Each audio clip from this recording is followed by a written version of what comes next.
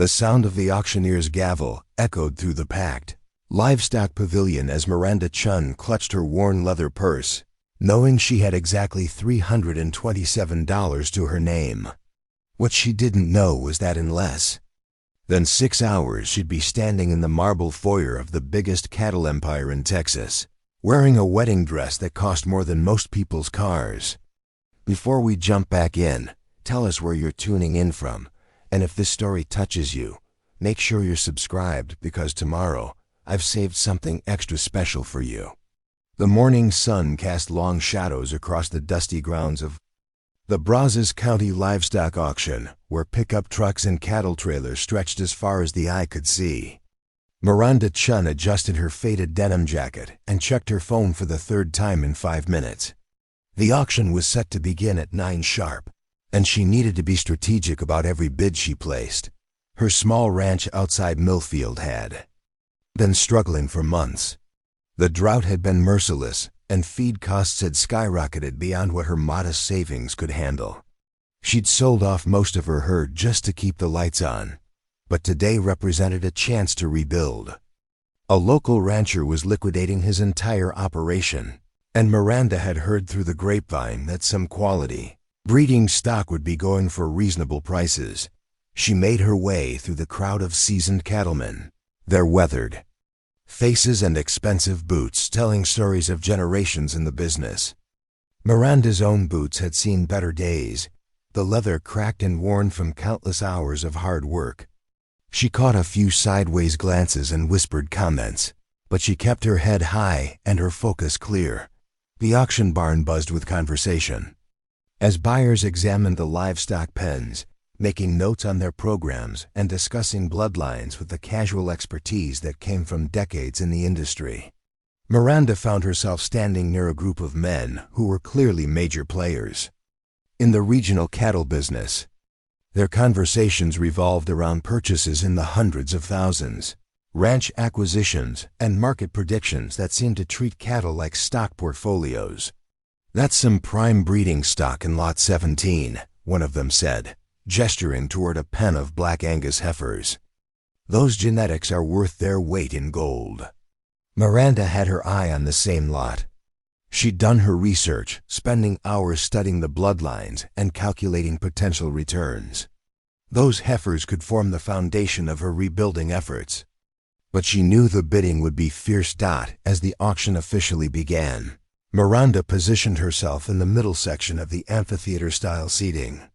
She wanted to be visible to the auctioneer, but not so prominent that she'd draw unwanted attention to her bids. The first several lots went quickly, with prices climbing higher than she'd hoped. Her stomach tightened as she watched her carefully. Calculated budget scenarios crumble with each sale. The auctioneer's rapid-fire delivery filled the air. A lot after lot of cattle changed hands. Miranda watched and waited, her palms growing sweaty despite the morning chill. She'd identified 3 lots that could work for her budget, but as the bidding progressed, it became clear that prices were running 20 to 30% higher than her projections. When Lot 17 finally came up, Miranda's heart raced. The auctioneer opened the bidding at $1,500 and hands shot up around the barn. Miranda waited, watching the price climb steadily. $2,000. $2,500. $3,000.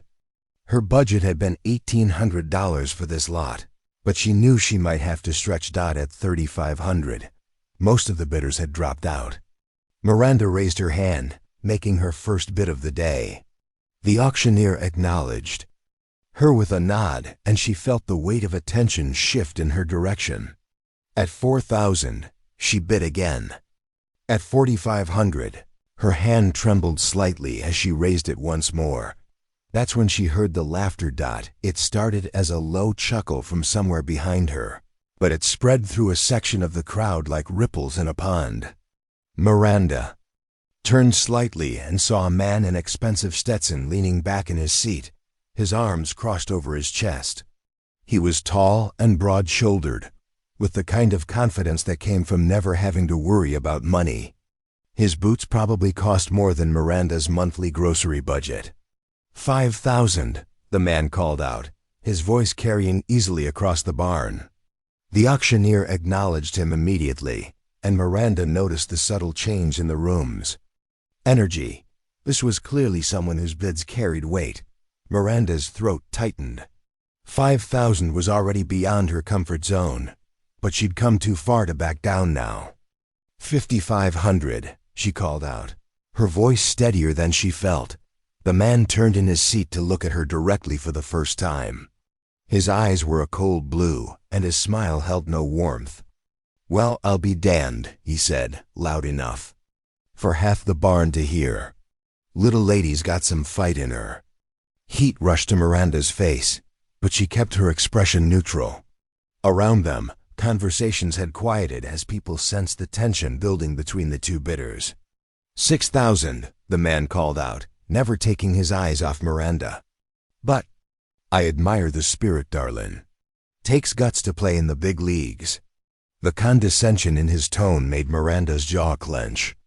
She'd faced this kind of dismissal her entire life, from college professors who assumed she was there for her MRS degree to bank loan officers who questioned her business plan, simply because she was a young woman trying to make it in a male-dominated industry. 6,500, she responded, her voice carrying clearly through the barn. The man's smile widened, but it wasn't friendly. 7,000, he said, then added for the benefit of those around him, "Somebody ought to tell her this ain't a charity auction." A few chuckles rippled through the crowd, and Miranda felt her face burn with embarrassment and anger. She glanced at her phone, quickly calculating her available funds. She could go to 8,000 if she emptied her emergency fund, but that would leave her dangerously exposed. 7,500, she said, her voice carrying a note of defiance that surprised even her. The man leaned forward in his seat, his expression becoming more serious. 8,000, he countered, then turned to address the crowd around him. "Y'all seeing this? Girl's got more determination than sense. Probably thinks she can run a cattle operation with good intentions and a prayer." The comment drew more laughter, and Miranda felt the weight of hundreds of eyes on her. She was being turned into entertainment, a sideshow for the amusement of men who saw her as nothing more than an amusing distraction. 8,500, she said, her voice now carrying a steel edge that made several nearby conversations stop entirely. The man's eyebrows rose slightly. He studied her for a long moment, as if reassessing his opponent. 9,000, he said, his tone becoming more businesslike. "But I'll give you credit, honey. You've got more backbone than most of the men in here." Miranda's hands were shaking now, but not from fear. The rage building inside her was unlike anything she'd ever experienced. This wasn't just about cattle anymore. This was about every time she'd been dismissed, every time someone had assumed she didn't belong, every time her dreams had been treated as cute hobbies rather than serious ambitions. 10,000, she said, her voice ringing out clearly across the suddenly quiet barn. The silence that followed was deafening. $10,000 was serious money, even for this crowd. The man's smile faltered slightly, and he leaned back in his seat, reassessing the situation. "Well now," he said, his voice carrying a note of respect that hadn't been there before. "That's real money you're talking about, sweetheart. Hope you've got it to back up that pretty mouth of yours." Miranda stood up slowly, her legs feeling steadier than they had all morning. She looked directly at the man, meeting his gaze without flinching. "I wouldn't bid it if I didn't have it," she said, her voice carrying to every corner of the barn. Auctioneer, sensing the drama had reached its peak, began his closing call. "I have $10,000 from the young lady in Section 3. Do I hear 10,500? 10,500 anywhere?" All eyes turned to the man in the expensive Stetson. He studied Miranda for what felt like an eternity, his expression unreadable. Finally, he shook his head slightly and settled back in his seat. "Sold." The auctioneer called out, bringing his gavel down with a sharp crack. "Lot 17 goes to bidder number 247 for $10,000. The barn erupted in applause and conversation as Miranda sank back into her seat, her heart pounding so hard she could hear it in her ears. She'd won, but at what cost? $10,000 was every penny of her savings, including the emergency fund she'd sworn never to touch.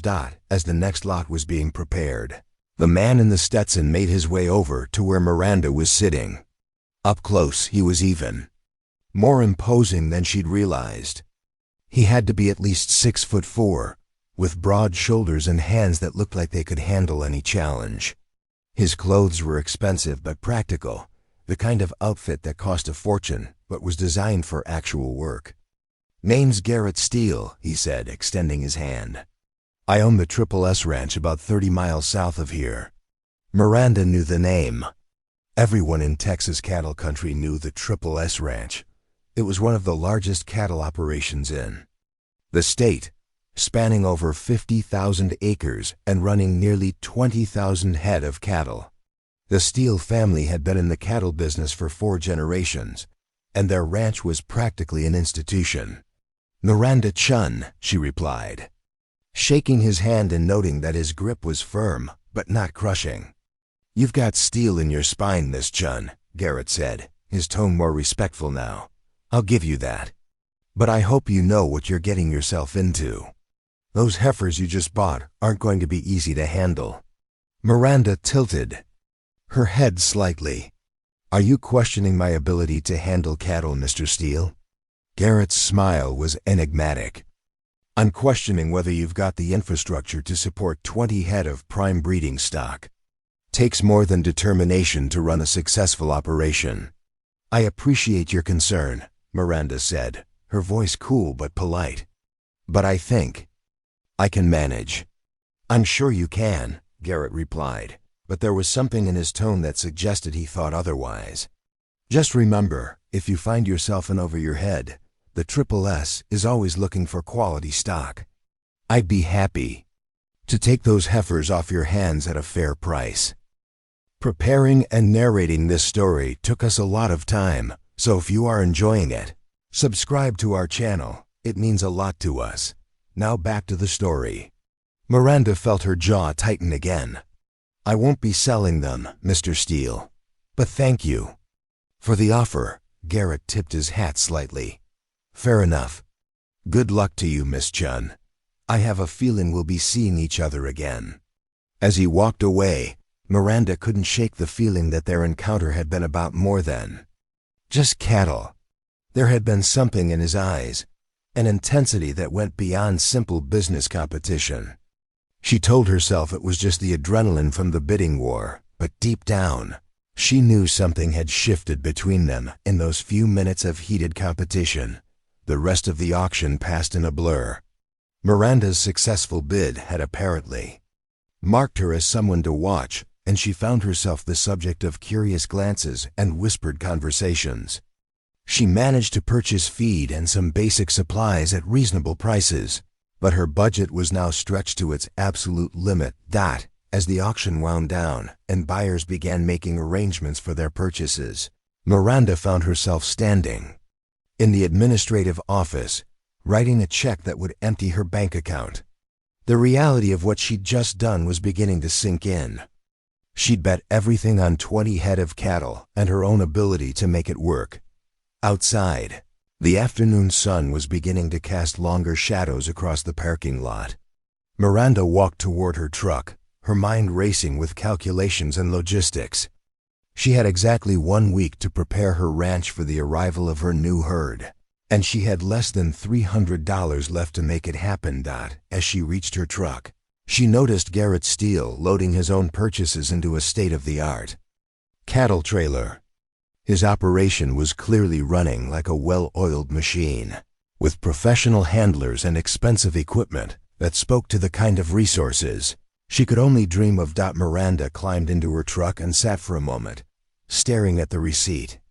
In her hand, $10,000, everything she had, everything she'd worked for, everything she'd saved, all riding on her ability to turn 20 head of cattle into a profitable operation.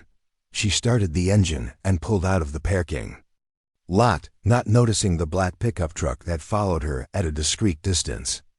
If she had looked in her rearview mirror, she might have seen Garrett Steele behind the wheel, his expression thoughtful as he watched her drive away. The sun was setting by the time Miranda reached her ranch, painting the sky in shades of orange and pink that reminded her why she'd fallen in love with this life in the first place. Her property wasn't much to look at compared to the massive spreads that dominated the area, but it was hers. All 200 acres of it, along with the modest house her grandfather had built and the barn that had seen better days. As she walked through her property, checking fences and water systems, Miranda began to realize the magnitude of the challenge ahead of her. Garrett Steele had been right about one thing. She didn't have the infrastructure to support 20 head of prime breeding stock. Her current facilities were adequate for the small herd she'd been running, but 20 pregnant heifers would require upgrades she couldn't afford. That night, Miranda sat at her kitchen table surrounded by notebooks, calculators, and her laptop. She worked until well past midnight, creating budgets, timelines, and contingency plans. By the time she finally went to bed, she had a plan. It wasn't perfect, and it would require every ounce of skill and determination she possessed. But it was possible. What she didn't know was that 30 miles away, Garrett Steele was also sitting at his kitchen table, but he wasn't working on ranch business. He was thinking about the woman who'd stood toe-to-toe with him in front of hundreds of people and refused to back down. He was thinking about the fire he'd seen in her eyes and the strength he'd heard in her voice. Most of all, he was thinking about the bet he'd made with himself as he'd watched her drive away from the auction. A bet that involved more than cattle and more than business. A bet that would change both of their lives in ways neither of them could possibly imagine. Delivery truck arrived at dawn 3 days later, its diesel engine rumbling across the cattle guard that marked the entrance to Miranda's property. She'd spent the previous 72 hours in a whirlwind of preparation, reinforcing fence lines, clearing pastures, and setting up temporary shelters with materials she'd bought on credit from the local farm supply store. Her hands were raw from stringing wire, and her back ached from hauling fence posts, but she'd managed to create adequate facilities for her new herd. The work had pushed her to her physical limits, but every blister and sore muscle felt like a badge of honor. She was proving to herself that she could handle whatever challenges came her way. The cattle truck driver, a grizzled man named Pete who'd been delivering livestock for 30 years, whistled low as he surveyed Miranda's setup. "Not bad for a rush job," he said, walking the perimeter of the new enclosure. "These girls are gonna need room to roam once they start calving, but this'll do for now." Miranda signed the delivery papers with hands that trembled slightly from exhaustion and anticipation. As Pete began unloading the heifers, she felt a surge of pride mixed with terror. These 20 animals represented everything she'd worked for, everything she'd dreamed of, and everything she stood to lose. The heifers were magnificent. Their black coats gleamed in the morning sunlight, and their conformation spoke to generations of careful breeding. Miranda could see why the bidding had been so fierce. These weren't just cattle. They were genetic gold mines, each one carrying the potential for a dozen or more offspring over their productive lives. "You picked some beauties," Pete said as the last heifer descended the loading ramp. "Course, beautiful doesn't mean easy. These are high-maintenance ladies, gonna need more attention than your average stock." Miranda nodded, watching as the heifers began to explore their new surroundings. She'd studied their breeding records extensively and knew that several were already confirmed pregnant. If everything went according to plan, she'd have her first calves hitting the ground within the next few months. After Pete drove away, Miranda spent the rest of the morning observing her new herd. She needed to understand their individual personalities, identify the leaders and followers, and watch for any signs of stress from the relocation. Cattle were creatures of habit, and the move to a new environment could trigger behavioral changes that might affect their health and productivity. By afternoon, She was satisfied that the heifers were settling in well. They'd found the water. Sources were grazing contentedly and seemed to be establishing their social hierarchy without any major conflicts. Miranda allowed herself a moment of satisfaction before turning her attention to the mountain of paperwork that came with managing a larger operation. She was seated at her kitchen table, updating her records and calculating feed requirements, when her phone rang.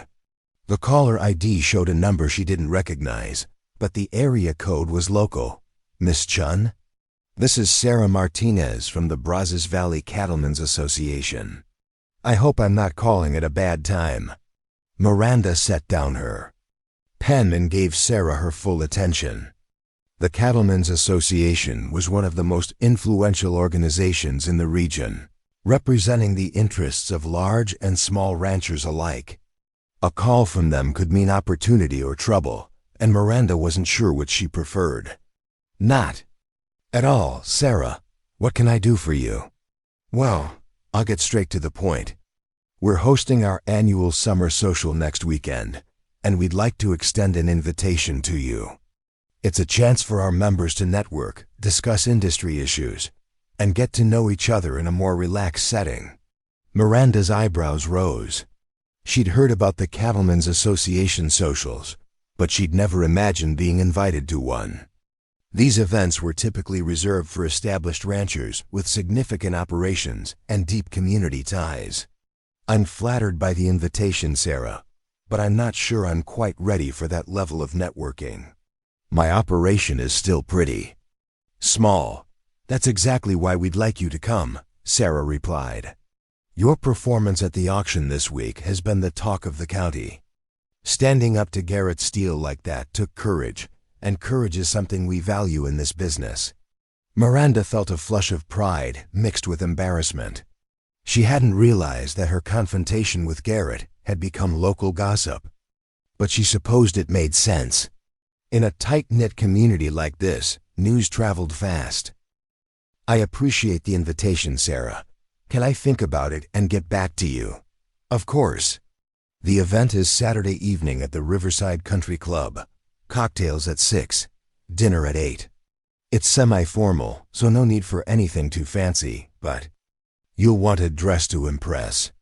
After hanging up, Miranda stared at her phone in disbelief. The Riverside Country Club was the most exclusive venue in the county, a place where oil executives and cattle barons rubbed shoulders with politicians and judges. She'd driven past it countless times but had never imagined stepping foot inside. The invitation represented both an opportunity and a challenge. On one hand, it would be a chance to network with potential customers and establish herself as a serious player in the local cattle industry. On the other hand, she'd be walking into a room full of people who had more money and influence than she could ever dream of possessing. Miranda spent the rest of the week throwing herself into ranch work with renewed intensity. She told herself she was just trying to get ahead of her responsibilities, but deep down, she knew she was trying to avoid thinking about society. The prospect of spending an evening surrounded by the county's elite made her stomach flutter with anxiety. On Friday afternoon, she found herself standing in the middle of Millfield's only upscale boutique, staring at a rack of cocktail dresses that cost more than she typically spent on groceries in a month. The shop owner, an elegant woman named Elena, had been incredibly helpful, pulling together several options that would work for the event. "This one is perfect for you," Elena said, holding up a navy blue dress with subtle silver accents. "It's sophisticated but not ostentatious, and the color brings out your eyes." Miranda studied her reflection in the fitting room mirror. The dress was beautiful, there was no denying that, but it represented yet another expense she could barely afford. Her budget was already stretched to its breaking point, and every dollar spent on clothing was a dollar that couldn't go toward ranch operations. "I'll take it," she said. Before she could change her mind, Saturday evening arrived with unseasonable coolness, and Miranda found herself grateful for the dress's long sleeves as she walked across the country club's parking lot. The Riverside Country Club was even more impressive up close than it had appeared from the road.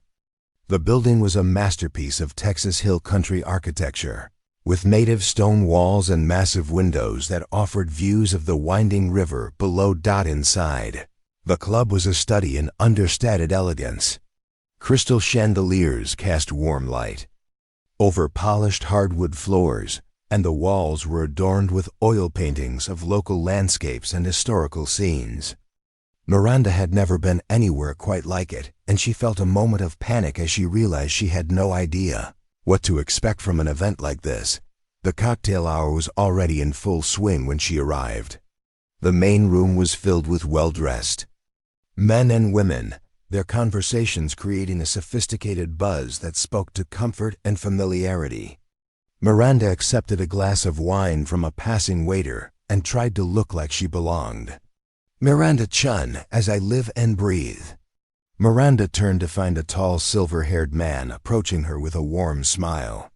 She recognized him as Judge William Thornton, one of the most respected figures in the county and a longtime member of the Cattlemen's Association. "Judge Thornton, it's a pleasure to meet you." "The pleasure is all mine, young lady. I heard about your performance at the auction this week. Impressive stuff, taking on Garrett Steele like that.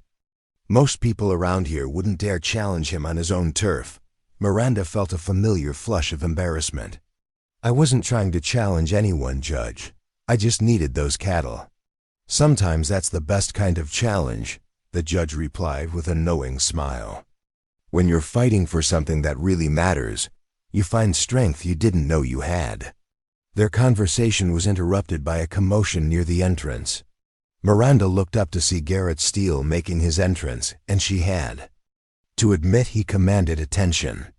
He was dressed in a perfectly tailored dark suit that emphasized his impressive frame, and his presence seemed to fill the room. People gravitated toward him like iron filings to a magnet, eager to shake his hand and share a few words. "Speak of the devil," Judge Thornton murmured. "Garrett certainly knows how to make an entrance." Miranda watched as Garrett worked the room. With the ease of someone who'd been doing it all his life, he moved from group to group, shaking hands, slapping backs, and sharing jokes that made people laugh perhaps a little too loudly. It was a masterclass in social manipulation, and Miranda found herself both impressed and slightly disturbed by his skill. "He's quite the politician," she observed. "He has to be," the judge replied. "When you're running an operation the size of the SSS, you need friends in high places." Garrett learned that lesson from his father, who learned it from his father before him. Miranda was about to respond when she noticed that Garrett was looking directly at her. Their eyes met across the crowded room, and she felt that same electric tension she'd experienced at the auction. He said something to the group he was with, then began making his way toward her. "Miss Chun," Garrett said as he approached, his voice carrying that same mixture of respect and challenge she remembered. "I wasn't sure you'd be here tonight." "I wasn't sure I'd be invited," Miranda replied, matching his tone. "Well, you certainly earned your place. That was quite a show you put on at the auction." Judge Thornton excused himself with a knowing smile, leaving Miranda alone with Garrett. The conversation around them seemed to dim slightly, as if people were straining to overhear their exchange. "I wasn't putting on a show," Miranda said. "I was buying cattle. At $10,000 for 20 head, you were making a statement." Garrett replied, "The question is, what kind of statement were you trying to make?" Miranda felt her spine straighten. "I was trying to say that I belong in this business, Mr. Steele, that I'm not going anywhere and I'm not going to be intimidated by anyone." Garrett's smile was enigmatic. "Good. This business needs people with backbone. Too many folks these days are willing to roll over at the first sign of trouble." Before Miranda could respond, dinner was announced, and the crowd began moving toward the dining room. Miranda found herself seated at a table with several other ranchers and their spouses, all of whom seemed genuinely interested in her story and her plans for her operation. The conversation flowed easily, touching on everything, from market prices to weather patterns to the latest agricultural technology. Miranda found herself relaxing as she realized that these people, despite their wealth and influence, were fundamentally just like her. People who loved the land and the animals they raised on it. Garrett was seated several tables away, but Miranda found her attention drifting to him throughout the evening. He was clearly in his element, holding court with a group of men who hung on his every word. She noticed that he rarely spoke to the women present, except to offer polite pleasantries, and she wondered if that was a deliberate choice or simply a reflection of his upbringing. After dinner, the evening moved to the club's terrace, where coffee and dessert were served under the stars. Miranda found herself standing at the railing, looking out over the river and enjoying the cool night air. The stress of the past week seemed to melt away as she listened to the gentle sound of water flowing over rocks. "Beautiful night," a voice said behind her. Miranda turned to find Garrett approaching with 2 cups of coffee. He offered one to her, and she accepted it with a nod of thanks. "It is," she agreed. "I can see why you all chose this place for your events. This club has been hosting Cattlemen's Association functions for over 50 years. Garrett said, settling in beside her at the railing. "My grandfather was one of the founding members. Your family has deep roots in this community. 4 generations of them. Sometimes I think that's a blessing, and sometimes I think it's a curse." Miranda glanced at him, surprised by the note of vulnerability in his voice. "What do you mean?" Garrett was quiet for a moment, staring out at the river. "When you're 4th generation anything, people have expectations. They assume you'll follow in your father's footsteps, make the same choices he made, handle things the same way he did. And you don't want to?" "I want to be my own man," Garrett said simply. "I want to build something that's mine, not just inherit something that was handed down to me." Miranda felt a shift in their dynamic. This wasn't the arrogant cattle baron she'd encountered at the auction. This was someone who understood the weight of expectations and the desire to prove oneself. "I can understand that," she said. "I'm trying to build something too, but I'm starting from scratch. No family legacy, no inherited wealth, no safety net. Just me and whatever I can make happen." "That's both harder and easier than what I'm dealing with," Garrett observed. "Harder because you don't have the resources and connections that come with an established operation. Easier because you don't have to live up to anyone's expectations but your own." They stood in comfortable silence for a few minutes, watching the river flow past in the moonlight. Miranda found herself reassessing her opinion of Garrett Steele. He was still arrogant and privileged, but there was more depth to him than she'd initially realized. "I owe you an apology," Garrett said suddenly. "For what?" "For the way I treated you at the auction. That was uncalled for, and I'm sorry."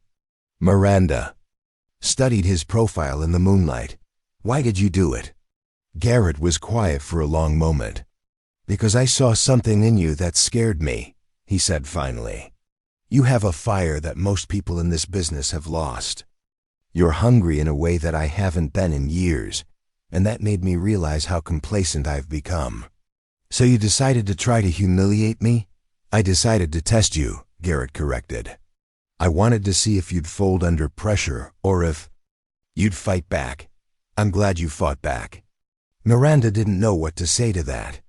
The revelation that their confrontation had been some kind of test left her feeling manipulated and angry. "I don't appreciate being tested, Mr. Steele," she said coolly. "I know, and I'm sorry for that too. But I had to know what kind of person I was dealing with. And what kind of person am I?" Garrett turned to face her fully, his expression serious. "You're the kind of person who changes everything just by being in the room. You're the kind of person who makes other people want to be better than they are." The intensity in his voice caught Miranda off guard. She'd expected another business conversation, not what felt like a personal confession. "I should go," she said, suddenly feeling out of her depth. "Don't," Garrett said, his voice soft but urgent. Stay, please. Miranda hesitated, torn between her desire to escape the complicated emotions swirling between them and her curiosity about where this conversation might lead. What do you want from me, Garrett? I want to know you better. I want to understand what drives you, what you're afraid of, what you dream about when you're alone at night. The personal nature of his request made Miranda's heart race. Why? Because I think you might be the most interesting person I've met in years. And because I think we could help each other. Help each other how? Garrett smiled, and for the first time it reached his eyes. I don't know yet, but I'd like to find out. Miranda felt herself wavering. Every instinct told her to maintain her distance from Garrett Steele. He was dangerous in ways that had nothing to do with business and everything to do with the way he made her feel. When he looked at her like that, I need to think about this, she said finally. Fair enough. But don't think too long. Some opportunities don't wait around forever. As Miranda drove home that night, her mind raced with everything that had happened. The evening had been a revelation in more ways than one. She'd discovered that she could hold her own in the county's social elite, that her confrontation with Garrett had earned her respect she hadn't expected, and that Garrett himself was far more complex than she'd realized. Most disturbing of all was the realization that she was attracted to him. Despite their confrontational beginning, despite the differences in their circumstances, despite every logical reason to keep her distance, she found herself drawn to his intelligence, his intensity, and the vulnerability he'd shown her on the Va. Terrace. By the time she reached her ranch, Miranda had made a decision. She would proceed with caution, but she wouldn't run from whatever was developing between them. She'd built her life on taking calculated risks, and Garrett Steele might just be the biggest risk of all. The first crisis hit on a Tuesday morning in late September. Miranda was checking on her herd when she noticed one of her pregnant heifers standing apart from the others, her head hanging low and her breathing labored. Years of working with cattle had taught Miranda to recognize the signs of distress, and this heifer was clearly in trouble. She approached slowly, speaking in the Vazie, gentle, soothing tones that experienced cattlemen used to calm nervous animals.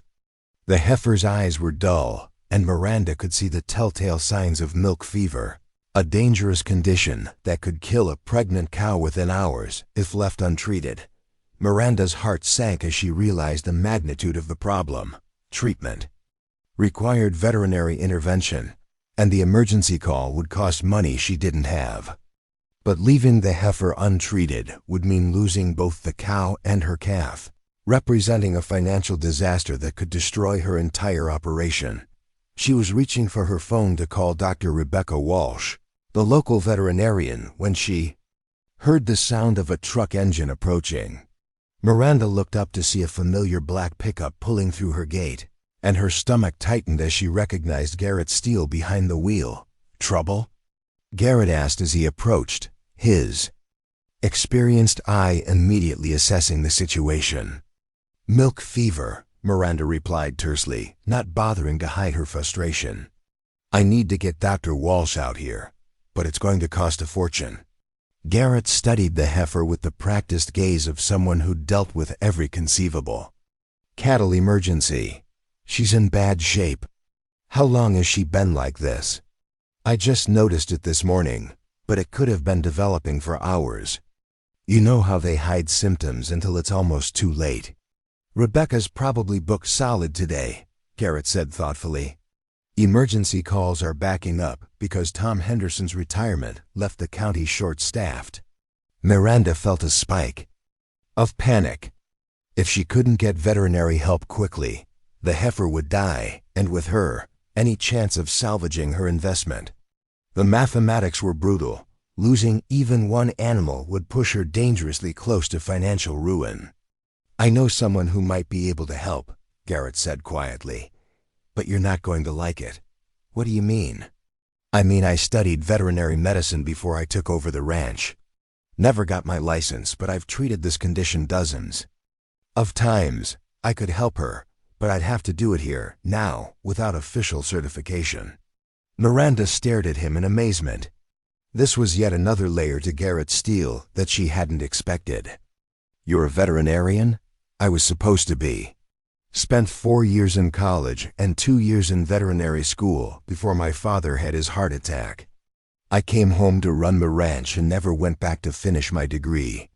The revelation explained so much about Garrett's confidence and his deep understanding of cattle behavior. He wasn't just a wealthy rancher's son. He was someone who truly understood the animals he worked with. "Why are you telling me this?" Miranda asked. "Because that heifer is going to die if we don't act fast, and because I know you can't afford to lose her." Miranda felt a flush of embarrassment at the casual way he'd acknowledged her financial constraints, but she pushed her pride aside. The heifer's life was more important than her ego. "What do you need?" "Trust," Garrett said simply, "and access to your medical supplies." Miranda led him to her barn, where she kept a basic veterinary kit. As Garrett examined her supplies, she found herself watching him with new eyes. His movements were confident and professional, the actions of someone who knew exactly what he was doing. "This will work," he said, gathering the necessary medications and equipment. "But I need you to assist me. Are you comfortable with that?" "I've helped with difficult births and minor procedures," Miranda replied. "I can handle it." What followed was unlike anything Miranda had experienced. Garrett's transformation from wealthy cattle baron to skilled veterinarian was complete and impressive. He worked with calm efficiency, his hands gentle but sure as he administered the necessary treatments. His knowledge was encyclopedic, and he explained each step of the process in terms that showed his deep understanding of bovine physiology. "The calcium infusion needs to be slow and steady," he explained as he positioned the IV line. "Too fast and we risk cardiac complications. Too slow and we lose the window for effective treatment." Miranda found herself admiring not just his skill, but his obvious compassion for the animal. This wasn't the arrogant man who'd mocked her at the auction. This was someone who genuinely cared about the welfare of the cattle under his care. The treatment took nearly 2 hours, and by the time they were finished, the heifer was showing clear signs of improvement. Her breathing had returned to normal, and she was standing more steadily on her feet. "She should make a full recovery," Garrett said, washing his hands at the outdoor spigot. "But she needs monitoring for the next few days. Any signs of relapse and you'll need to call Rebecca immediately." "I don't know how to thank you," Miranda said, genuinely moved by his intervention. "Don't thank me yet. Let's see how she does." Over the next week, they stood in awkward silence for a moment, the intensity of the shared crisis creating an intimacy that neither had expected. Miranda found herself studying Garrett's face, noting the lines of concentration that hadn't fully faded and the genuine satisfaction in his eyes at having saved the animal. "Why did you really come here today?" she asked suddenly. Garrett's expression became guarded. "I was driving by and saw your truck parked in an unusual spot. Thought I'd check to make sure everything was okay. You don't just drive by places." "Garrett, not accidentally." He was quiet for a long moment, then sighed. "I've been thinking about our conversation at the country club, about what you said regarding starting from scratch. And I realized that I've been coasting for years, running the ranch the way my father did, making the same decisions he would have made, never really pushing myself to grow or change." Miranda felt a flutter of something she couldn't quite identify. "What are you saying?" "I'm saying that watching you fight for your dream has made me realize I've forgotten what it feels like to really want something. To be willing to risk everything for a chance at building something meaningful." The honesty in his voice caught Miranda off guard. She'd expected another business proposition, or perhaps a continuation of their complicated flirtation. Not this kind of raw vulnerability. "So what do you want to do about it?" "I want to propose something that might sound crazy," Garrett said, his voice gaining confidence. "A partnership." Miranda's eyebrows shot up. What kind of partnership? A breeding program. Your cattle with my resources and expertise. We could create something unprecedented in this region, maybe even nationally. And what would I bring to this partnership besides my cattle? Your hunger, your drive, your refusal to accept limitations. Garrett stepped closer, his intensity making the air between them feel charged. I've been watching you, Miranda. The way you prepared for the auction, the way you handled the pressure, the way you've thrown yourself into building your operation. You have something I lost years ago, which is the belief that anything is possible if you're willing to work hard enough for it. Miranda felt her heart racing, but she forced herself to think practically. What would the terms be? Equal partnership. Your cattle, my facilities, shared profits, shared decisions. We'd be building something together, not one person working for the other. The offer was tempting, almost impossibly so. Access to Garrett's resources would solve all of her immediate problems and open doors she'd never imagined walking through. But it would also mean tying her fate to his, trust in him with her dreams and her future. I need time to think about this, she said finally. I understand. But don't take too long. The breeding season won't wait for us to make up our minds. After Garrett left, Miranda spent the rest of the day in a state of mental turmoil. His proposal had the potential to change everything, but it also represented a risk she wasn't sure she was ready to take. Partnership with Garrett would mean constant proximity to the man who'd been occupying her thoughts far too often lately. That evening, she called her best friend Lisa, who worked as a financial advisor in Austin. Miranda had met Lisa during her college years, and their friendship had survived distance, different life paths, and Miranda's decision to pursue ranching over a traditional career. So let me get this straight, Lisa said after Miranda had explained the situation. The guy who humiliated you at the auction is now offering you a partnership that could make you rich? It's more complicated than that, Miranda replied. He's not the person I thought he was. Honey, he's a wealthy, powerful man who's used to getting what he wants. What makes you think his interest in you is purely professional? The question Miranda had been avoiding faced her directly. I don't know. But does it matter? This could be the opportunity of a lifetime. It could also be a disaster. What happens if things go wrong between you personally? What happens to your cattle, your investment, your future? Lisa's practical concerns echoed Miranda's own fears, but they didn't address the deeper question that had been troubling her. What if Garrett's interest in her was genuine? What if this partnership could lead to something more meaningful than just business success? The next morning brought another surprise. Miranda was feeding her herd when she noticed a delivery truck approaching.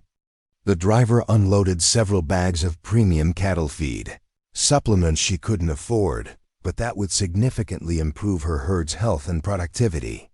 I didn't order this, she told the driver. Already paid for, ma'am.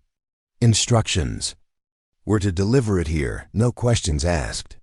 Miranda knew immediately who had sent the feed, and her emotions warred between gratitude and irritation. Garrett's gesture was generous, but it also felt like manipulation, a way of demonstrating his power and her dependence.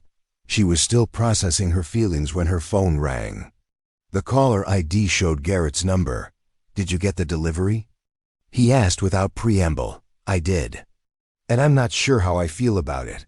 It's not a bribe, Miranda. It's an investment. Those cattle represent potential value for both of us, and I want to make sure they're in optimal condition. So you're already treating them like they're partially yours? I'm treating them like they're important to me. There's a difference. Miranda found herself softening despite her reservations. This is exactly the kind of thing that makes me nervous about partnering with you. What do you mean? You're used to solving problems with money. You see something that needs fixing, and you write a check. But I've built my life on solving problems, with hard work and determination. I'm not sure our approaches are compatible. Garrett was quiet for a moment. You're right. I am used to having resources at my disposal, but I'm also used to working hard for what I want. The difference is that I've had the luxury of working hard with a safety net. You've been working hard on a high wire without a net. Exactly. And that changes how you think about risk, about consequences, about what you're willing to sacrifice for success. Maybe that's why we need each other, Garrett said quietly. Maybe your hunger and my resources together could create something neither of us could achieve alone. That afternoon, Miranda made a decision that surprised even her. She called Garrett and asked him to meet her at the old Riverside Cafe, a truck stop diner that had been serving the ranching community for decades. It was neutral territory, a place where they could talk without the complications of being on either of their properties. Garrett arrived wearing work clothes rather than his usual expensive attire, and Miranda appreciated the gesture. They ordered coffee and pie, and for a few minutes, they could have been any two ranchers discussing business over a meal. "I've been thinking about your proposal," Miranda said, without preamble. "And I want to modify it. Instead of a full partnership, I want to propose a trial arrangement. 3 months, specific goals, clearly defined terms. If it works, we can discuss something more permanent." Garrett leaned back in his chair, studying her with obvious admiration. "You don't trust me. I don't trust the situation. This is all happening too fast, and there are too many unknowns. What kind of trial arrangement did you have in mind?" Miranda pulled out a notebook where she'd been sketching ideas. "Your facilities, my cattle, shared costs and profits on any offspring born during the trial period. We establish breeding goals, health protocols, and marketing strategies together. At the end of 3 months, we evaluate results and decide whether to continue. And if it doesn't work, then we part ways with no hard feelings and no ongoing obligations." Garrett extended his hand across the table. "Deal." As their hands met, Miranda felt a jolt of electricity that had nothing to do with business. The attraction between them was growing stronger, not weaker, and she wondered if she was making a mistake by tying herself to him, even temporarily. "There's one more thing," she said, not releasing his hand. "We need to keep this professional. Whatever else might be happening between us, the business relationship comes first." "Understood," Garrett replied, but his thumb traced across her knuckles in a gesture that was anything but professional. Miranda pulled her hand back, her heart racing. "I mean it, Garrett. I can't afford to let personal feelings complicate this." "Opportunity. Neither can I," he said quietly. "But I'm not sure either of us is going to have a choice in the matter." As they left the diner, Miranda felt like she was stepping off a cliff. The next 3 months would determine not just the future of her cattle operation, but potentially the direction of her entire life. She'd made a deal with the devil, and the devil was more tempting than she'd ever imagined possible. The Triple S ranch headquarters sprawled across a valley that seemed to stretch endlessly in every direction. Miranda had driven past the entrance countless times, but she'd never imagined she'd be pulling through those massive stone gates as anything other than a visitor. The main house sat atop a gentle rise, a sprawling structure that managed to be both imposing and welcoming, with wraparound porches and windows that gleamed like jewels in the morning sun. As she followed the winding drive toward the ranch operations center, Miranda couldn't help but feel intimidated by the sheer scale of everything she saw. State-of-the-art barns, equipment sheds that could house her entire ranch, and pastures that extended beyond the horizon painted a picture of wealth and success that made her own modest operation seem almost quaint. Garrett was waiting for her in the main cattle facility, a massive structure that looked more like a modern industrial complex than a traditional barn. The interior was climate-controlled and equipped with the latest technology, from automated feeding systems to computerized health monitoring equipment.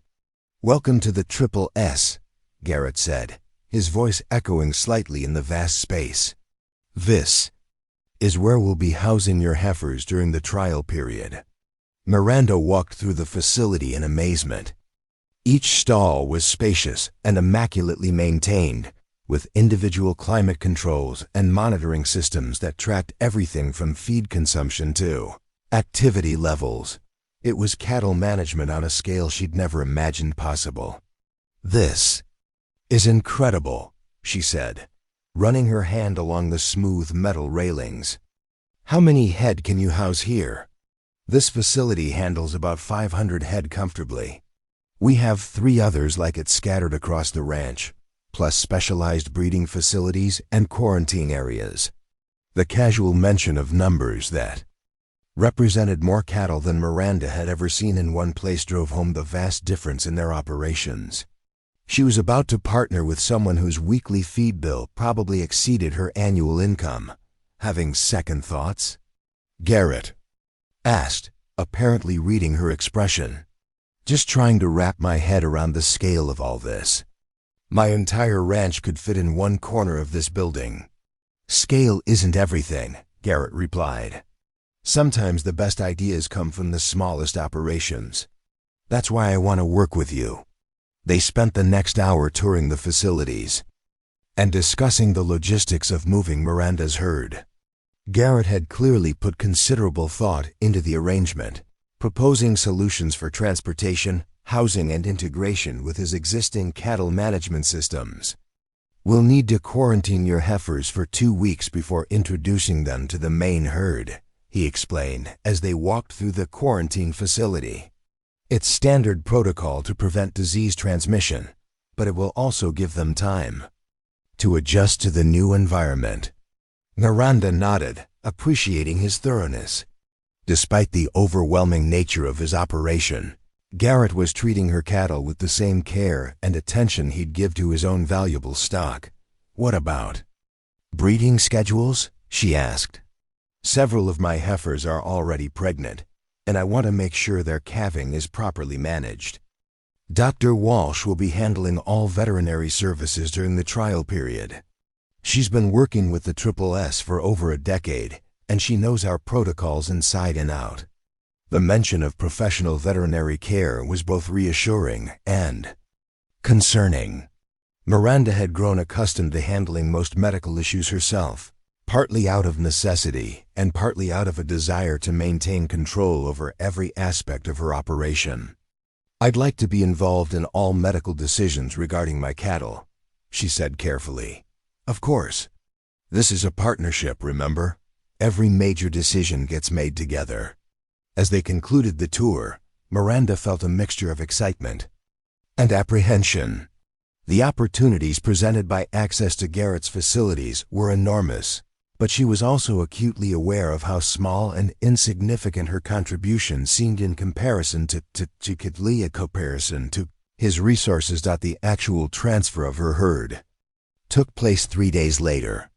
Miranda had spent the intervening time second-guessing her decision and making detailed notes about each animal's individual characteristics and needs.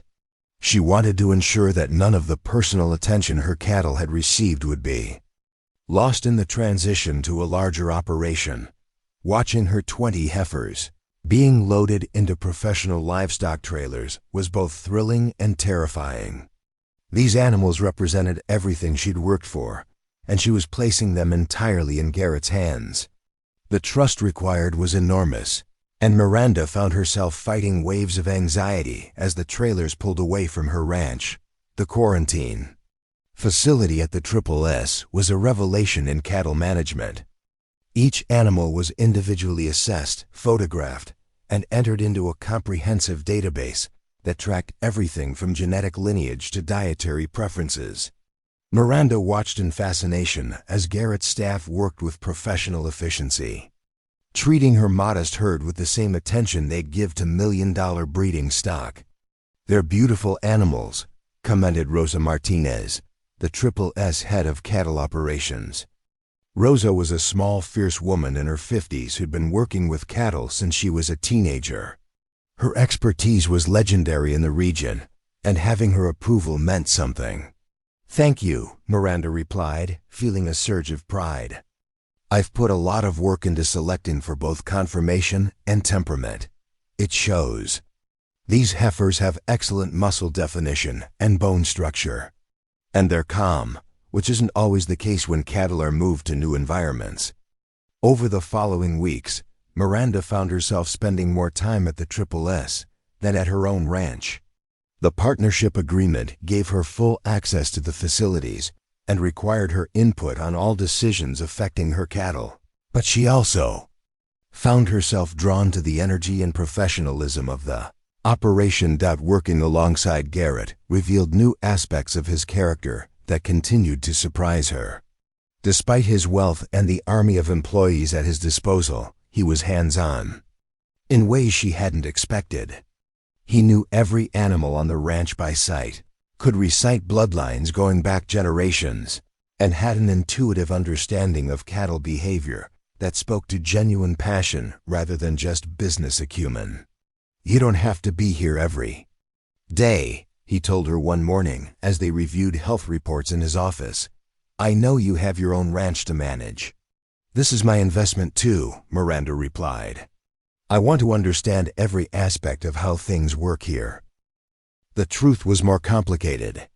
She was discovering that she enjoyed working with Garrett, enjoyed the intellectual challenge of managing a large-scale operation, and was beginning to see possibilities for her future that she'd never imagined. Before their professional relationship was developing into something approaching genuine collaboration.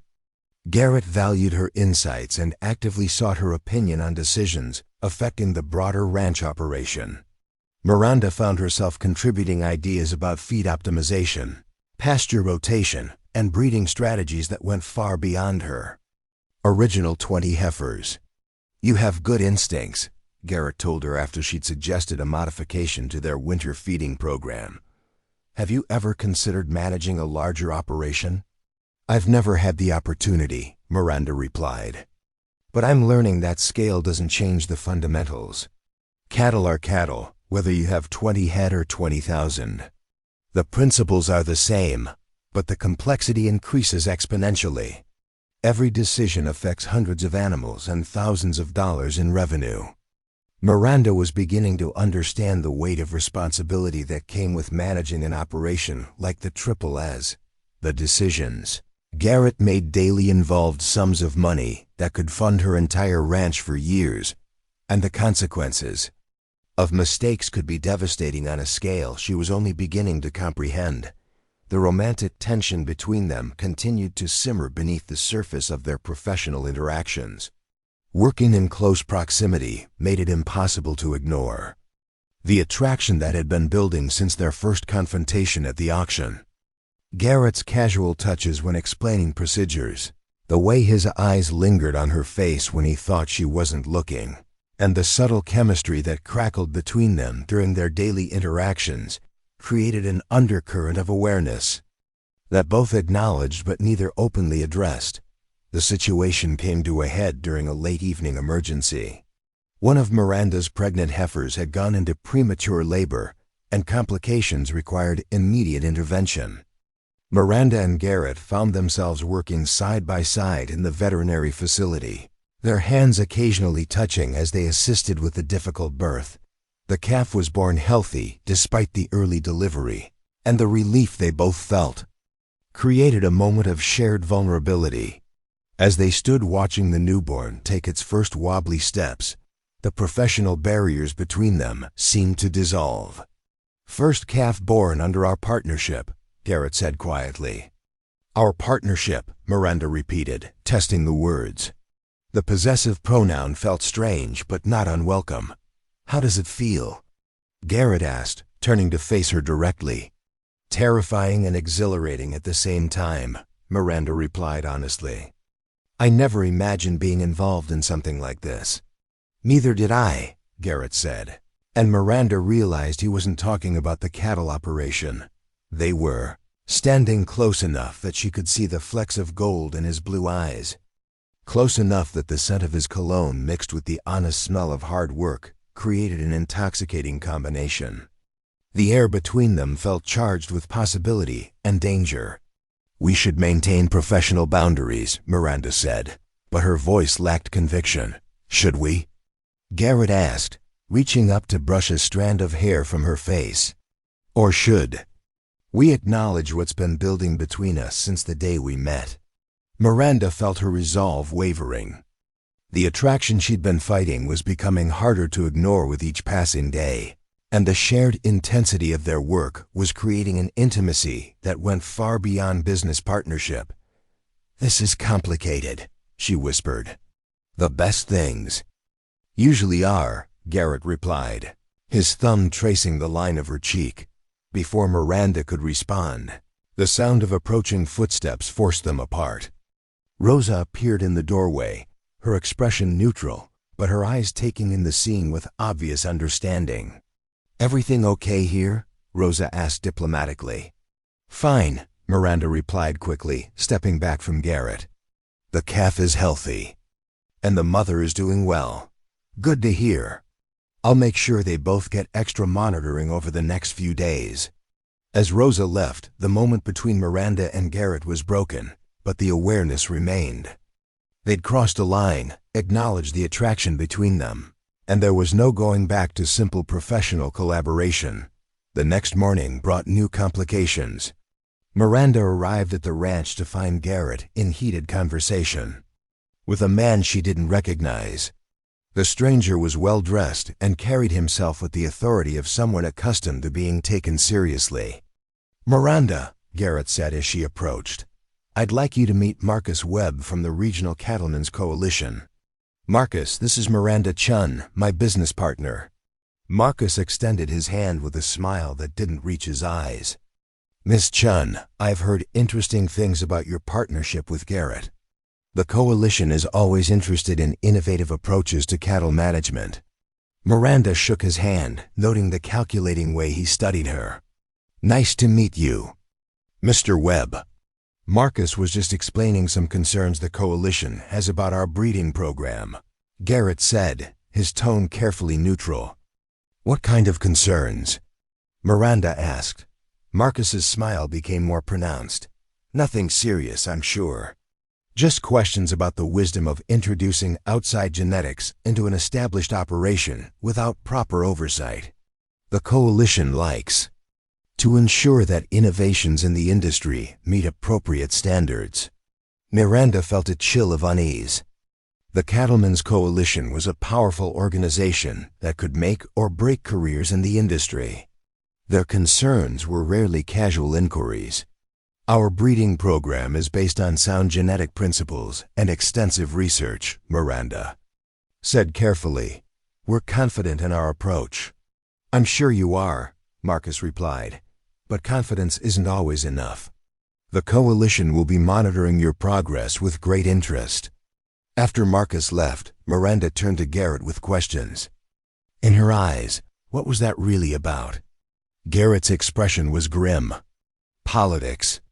The coalition doesn't like changes they can't control, and our partnership represents something new and potentially threatening to established interests."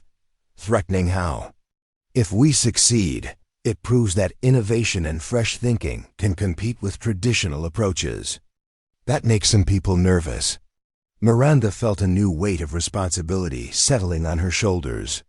Their partnership wasn't just about cattle and profit. It was becoming a statement about the future of the industry. The stakes were higher than she'd realized, and the potential consequences of failure went far beyond personal disappointment. "Are you having second thoughts?" Garrett asked, apparently reading her expression. "No," Miranda said firmly. "But I'm beginning to understand that this trial period is about more than just proving we can work together. It's about proving that we can succeed together," Garrett agreed. "And that's a much bigger challenge." As they stood in the morning sunlight, surrounded by the evidence of their growing success, Miranda realized that the next 2 months would determine not just the future of their business partnership, but potentially the direction of both their lives. The pressure was enormous, but so was the opportunity. And despite all the complications and uncertainties, she was beginning to believe they might actually have a chance at building something extraordinary together. the October morning brought news that would change everything. Miranda was reviewing breeding records in Garrett's office when her phone rang with an unfamiliar number from Dallas. The voice on the other end belonged to Dr. Jennifer Kim, a geneticist from the University of Texas who specialized in bovine reproduction. "Ms. Chun, I've been following your work through some colleagues in the industry. I understand you've developed some interesting breeding combinations using heritage genetics with modern performance standards." Miranda felt her pulse quicken. Recognition from the academic community was something she'd dreamed about, but never expected to achieve so quickly. "Thank you, Dr. Kim. We're still in the early stages of our program. That's actually why I'm calling. We're organizing a symposium on innovative breeding practices, and we'd like to invite you to present your preliminary findings. It would be in 6 weeks with an audience of geneticists, industry leaders, and potential investors." After hanging up, Miranda stared at her phone in disbelief. This was the kind of opportunity that could transform her career and establish her as a serious player in the cattle genetics field. But it also meant exposing their work to scrutiny from experts, who could either validate their approach or destroy their credibility. "Good news?" Garrett asked, looking up from his computer. "Potentially life-changing news," Miranda replied, explaining the invitation. Garrett leaned back in his chair, a slow smile spreading across his face. "This is huge, Miranda. The ET Symposium is where industry trends get established. If you can convince that audience, we'll have more business than we can handle, if I can convince them. If our results hold up under academic scrutiny. If I don't, embarrass myself in front of the most knowledgeable people in the field." "You won't embarrass yourself," Garrett said firmly. "Your work is solid, and your insights are genuine. The question is whether you're ready to step into the spotlight." The next weeks passed in a blur of preparation. Miranda threw herself into documenting their breeding program with scientific rigor, creating detailed charts, genetic analyses, and performance projections.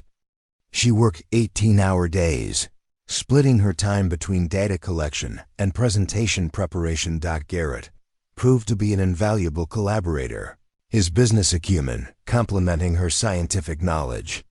He helped her frame their findings in terms that would appeal to both academics and industry professionals, and his questions forced her to strengthen weak points in her analysis. "You need to emphasize the economic benefits," he said during one late-night strategy session. "Academics appreciate pure science, but industry people want to know about profit margins and market advantages. I don't want to oversell the commercial potential before we have more data," Miranda replied, highlighting another section of her presentation. "You're not overselling if you're honest about the timeline and requirements. These people invest in potential, not just proven results." Their collaboration during this period deepened their connection in ways that went beyond their original partnership agreement. Working together late into the night, sharing meals at the ranch, and building something meaningful together created an intimacy that made their attraction harder to ignore. The romantic tension finally reached a breaking point on a rainy Thursday evening. They'd been working on presentation slides for hours when the power went out, leaving them alone in Garrett's office by candlelight. The storm outside created a cocoon of isolation that made pretending about their feelings impossible. "We should call it a night," Miranda said, but she made no move to leave. "We should," Garrett agreed, but he was looking at her with an intensity that had nothing to do with cattle genetics. The kiss, when it finally happened, felt inevitable. All the weeks of careful professionalism, all the boundaries they'd maintained, all the reasons they'd given themselves to keep their distance dissolved in a moment of honest acknowledgement of what had been building between them. Miranda had kissed men before, but nothing had prepared her for the combination of gentleness and passion that Garrett brought to the moment. His hands tangled in her hair, and she found herself pressed against the solid warmth of his chest, breathing in the scent that had become so familiar during their long hours of working together. When they finally broke apart, both were breathing hard, and the air between them crackled with possibility and uncertainty. "This changes things," Miranda whispered. "Everything was already changed," Garrett replied, his thumb tracing her lower lip. "We've just stopped pretending otherwise. The partnership will be stronger because of this, not weaker. We work well together, Miranda, in every way that matters." Before Miranda could respond, the power flickered back on, flooding the office with harsh fluorescent light that made the magical moment feel suddenly too real and too complicated. "I should go," Miranda said, stepping back from him. "Stay," Garrett said softly. "We need to talk about this. I need to think about this. About what it means. About how it affects our business relationship. About whether we're making a mistake." Garrett studied her face in the bright light, noting the uncertainty in her eyes. "Okay, but don't think so hard that you convince yourself. This is wrong when it feels so right." Miranda drove home through the storm with her mind in turmoil. The kiss had been everything she'd imagined and feared it would be: passionate, complicated, and impossible to ignore. But it also represented a fundamental shift in their relationship that could either strengthen their partnership or destroy it entirely. The next morning brought a sobering reminder of the stakes involved in their professional relationship. Marcus Webb from the Regional Cattlemen's Coalition arrived unannounced with 2 associates, claiming they were conducting a routine inspection of innovative breeding programs. "Standard procedure," Marcus explained as his team spread out through the facility. "The coalition needs to ensure that new approaches meet industry standards for animal welfare and genetic integrity." Miranda watched nervously as the inspectors examined her cattle, reviewed their breeding records, and questioned the ranch staff about procedures. This wasn't a routine inspection. It was a fishing expedition designed to find problems that could be used to discredit their program. "Your documentation is quite thorough," one of the inspectors noted, reviewing Miranda's genetic charts. "Though some of your breeding combinations are unconventional." "Unconventional but scientifically sound," Miranda replied firmly. "Every decision is based on extensive research and genetic analysis." "Of course," the inspector said with a smile that didn't reach his eyes. "Though innovation sometimes moves faster than wisdom." After the inspectors left, Garrett was furious. "They're trying to build a case against us before we even have a chance to prove ourselves. Why? What do they gain from seeing us fail? Control. If we succeed, it proves that small operations with innovative ideas can compete with the established players. That threatens the power structure that keeps people like Marcus Webb relevant." Miranda felt a chill of apprehension. She'd entered into this partnership thinking about cattle and genetics and business success. She hadn't considered that their work might be viewed as a threat to entrenched interests with the power to influence their future in the industry. "Are we in danger?" she asked. "Not if we succeed spectacularly," Garrett replied. "Success is the best defense against politics. If our results are undeniable, even Marcus Webb won't be able to touch us." The pressure of the upcoming symposium intensified as word of their presentation spread through the industry. Miranda began receiving calls from reporters, potential investors, and even competitors curious about their work. The attention was flattering but also nerve-wracking. "Everyone's watching us now," she told Garrett during one of their preparation sessions. "If we fail publicly, it won't just affect our partnership, it could destroy both our reputations." "We won't fail," Garrett said with quiet confidence. "Your work is too good, and our results are too strong. Trust yourself, Miranda. Trust what we've built together." The personal relationship between them continued to evolve despite the professional pressures. They were careful to maintain appropriate boundaries during working hours, but their connection was becoming harder to hide. The ranch staff had begun treating them as a couple, and Miranda found herself wondering if their romantic involvement was as obvious to everyone else as it felt to her. 3 weeks before the symposium, they received their first major validation. Dr. Walsh's examination of their breeding program yielded results that exceeded even their optimistic projections. Conception rates were higher than average, genetic diversity was optimal, and the early health indicators for pregnant animals were exceptional. "These numbers are impressive," Dr. Walsh told them as she reviewed her findings. "Whatever you're doing, it's working. I'd be comfortable presenting these results to any scientific body." The validation gave Miranda confidence she hadn't realized she was lacking. Her approach wasn't just theoretically sound. It was producing measurable results that could withstand scientific scrutiny. "Still nervous about the presentation?" Garrett asked as they walked through the pastures that evening. "Terrified," Miranda admitted, "but also excited. This could be the beginning of something really significant." "It already is significant. Look what we've accomplished in just 2 months." Miranda surveyed the peaceful scene around them, their cattle grazing contentedly in the best facilities she'd ever seen, their breeding program producing results that exceeded industry standards, and their partnership evolving into something neither had expected but both valued. "When this started, I thought success would mean proving I could compete with operations like yours," she said. "I never imagined we'd be building something entirely new together. The best partnerships create something bigger than either person could achieve alone," Garrett replied. "We're not just combining resources. We're combining perspectives, experiences, and dreams." That night, they had dinner at the main house for the first time since their partnership began. Garrett's home was elegant but comfortable, with heavy furniture, warm lighting, and family photographs that spoke to generations of Texas ranching history. "My great-grandfather built this house in 1923, Garrett explained as he showed her around. "Every generation has added something, but the core structure has remained the same." Miranda studied the family portraits lining the hallway, noting the strong resemblance between Garrett and his ancestors. Heavy legacy to carry. Sometimes, but also motivating.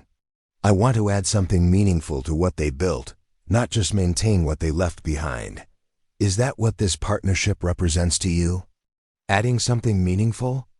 Garrett stopped walking and turned to face her. "This partnership represents the most important thing I've ever been part of. And not just because of the business potential." The honesty in his voice made Miranda's heart race. They were standing in the hallway of his family home, surrounded by the weight of generations of tradition, and he was essentially telling her that she'd become the most important thing in his life. "Garrett, I know it's complicated.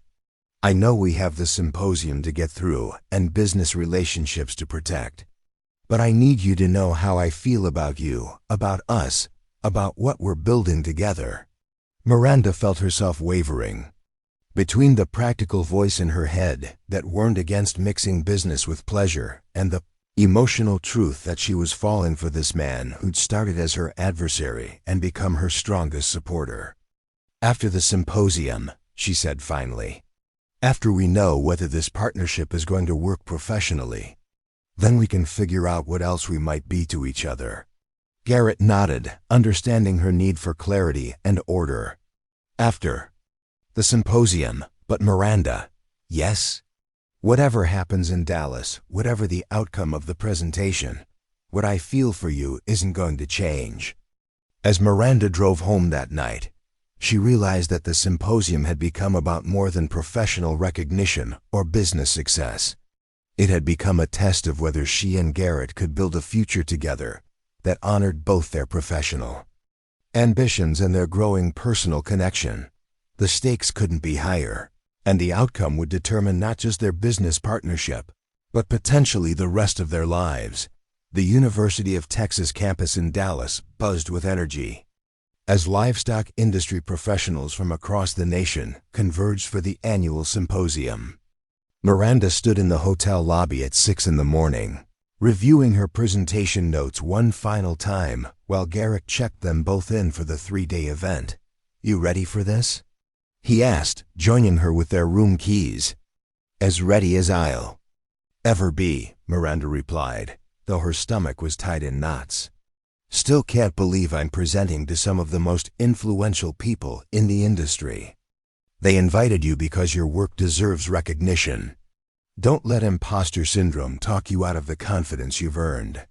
The first day of the symposium was dedicated to industry updates and networking events. Miranda found herself in conversations with cattle geneticists from Australia, ranch managers from Argentina, and venture capitalists from Silicon Valley who were exploring agricultural investments. The scope of interest in their work was both thrilling and overwhelming. During a coffee break, she was approached by Dr. Patricia Reynolds, a renowned geneticist whose textbooks Miranda had studied in college. The older woman's sharp eyes assessed Miranda with obvious curiosity. "You're the young woman everyone's talking about," Dr. Reynolds said without preamble. "The one who's challenging conventional breeding wisdom with heritage genetics." "I'm trying to prove that old bloodlines can be enhanced rather than replaced," Miranda replied, fighting the urge to sound defensive. "Interesting approach. I'll be curious to see your data tomorrow. The industry needs fresh thinking, but it also needs solid science to back up innovative claims." The encounter left Miranda both excited and terrified. Dr. Reynolds was known for her rigorous standards and sharp criticism of researchers who made claims they couldn't support. Her approval could launch careers. Her disapproval could end them. That evening, the symposium's welcome dinner was held in the university's grand ballroom. Miranda wore the same navy dress she'd purchased for the Cattlemen's Association social, but this time she felt more confident about her place in such surroundings. The past months of working alongside Garrett had taught her to navigate professional social situations with greater ease. "You look beautiful," Garrett said as they entered the ballroom together. "And more importantly, you look like you belong here." The comment was exactly what Miranda needed to hear. She'd spent so much time worrying about her qualifications and her right to be presenting at such a prestigious event that she'd forgotten how much she'd already accomplished. The dinner featured presentations from industry leaders and academic researchers, but Miranda noticed that the real business happened during the informal conversations between courses. She found herself in discussions about market trends, regulatory changes, and technological innovations that were shaping the future of cattle ranching. "Traditional approaches are becoming increasingly expensive," explained Dr. Michael Torres, a ranch economics specialist from Texas A&M. "Operations that can't innovate efficiently will struggle to remain profitable in the current market environment." "That's exactly what our program addresses," Miranda said, seizing the opportunity to preview her presentation. "We're demonstrating that genetic diversity can actually improve economic outcomes, not compromise them." "Bold claim," Dr. Torres replied with interest. "I look forward to seeing your supporting data." The evening concluded with an announcement that surprised everyone, including Miranda. The symposium organizers revealed that they'd arranged for live streaming of selected presentations, potentially reaching thousands of industry professionals who couldn't attend in person. "Your presentation has been selected for live streaming," Dr. Kim informed Miranda privately. "We expect significant online viewership." Miranda felt her knees go weak. She'd been nervous about presenting to a room full of experts. The thought of thousands of additional viewers watching online was almost paralyzing. "This is good news," Garrett assured her as they returned to their hotel. "Wider exposure means more potential opportunities. It also means more potential for public humiliation if things go wrong," Miranda replied. "They wouldn't have selected your presentation for streaming if they weren't confident it would be well received. Trust their judgment and trust yourself." The night before her presentation, Miranda couldn't sleep. She reviewed her slides repeatedly, practiced her delivery in the bathroom mirror, and ran through potential questions until she felt like she could recite genetic data in her sleep. Garrett finally convinced her to take a walk around the hotel grounds to clear her head. "You know the material better than anyone in that audience," he said as they strolled through the landscaped gardens. "You've lived with these cattle for months, studied every aspect of their genetics, monitored their health and performance. No one can challenge you on the facts because you've done the work. But what if the work isn't enough? What if my approach is flawed in ways I can't see?" Garrett stopped walking and turned to face her. "Then you'll learn from the criticism and improve your methods. That's how science works. But I don't think your approach is flawed. I think it's revolutionary." The next morning arrived with unseasonable warmth and brilliant sunshine that seemed to promise good fortune. Miranda dressed carefully in a professional suit that projected competence and authority, then spent an hour reviewing her notes one final time. The presentation room was larger than she'd expected, with tiered seating that could accommodate nearly 300 people. Camera equipment for the live stream was positioned prominently, and technicians tested lighting and audio levels with professional efficiency. Miranda was scheduled to present third, after a session on feed optimization and before a panel on market forecasting. As she watched the first two presentations, she was struck by the sophisticated questions from the audience and the high level of technical knowledge assumed by the speakers. "You're going to do great," Garrett whispered as her introduction began. Dr. Kim took the stage to introduce Miranda, describing her as a rising voice in cattle genetics whose innovative approach challenges conventional wisdom while respecting traditional knowledge. The introduction was generous but also set high expectations for what would follow. Miranda approached the podium with her heart pounding but her mind clear. She'd rehearsed this moment dozens of times, and muscle memory took over as she began her presentation. "Good morning. I'm here to discuss how heritage genetics can enhance modern cattle operations, not replace them. Our work demonstrates that genetic diversity, when properly managed, produces superior economic and health outcomes compared to conventional breeding programs." The first few slides went smoothly, establishing the theoretical foundation for her approach and explaining the historical context of heritage breeding. The audience was attentive but reserved, waiting to see where her argument would lead. Presentation gained momentum as Miranda began sharing their actual results. Charts showing improved conception rates, genetic diversity indices, and health markers drew murmurs of interest from the audience. These weren't theoretical projections. They were real data from living animals producing measurable results. "Our breeding program achieved a 94% conception rate, compared to the industry average of 87%, Miranda explained, highlighting key statistics. "More importantly, genetic diversity markers indicate significantly reduced risk of inherited disorders." Dr. Reynolds leaned forward in her seat, studying the data with obvious interest. Other audience members began taking detailed notes, and Miranda could sense the shift in energy as skepticism gave way to genuine curiosity. The question period proved to be the real test. Dr. Reynolds was the first to speak, her voice carrying the authority of decades of research experience. "Your results are impressive, but your sample size is relatively small. How confident are you that these outcomes would scale to larger operations?" Miranda had anticipated this question and was ready with a comprehensive answer. "You're absolutely right about sample size limitations. However, our preliminary data is consistent with larger studies conducted in Australia and New Zealand using similar approaches.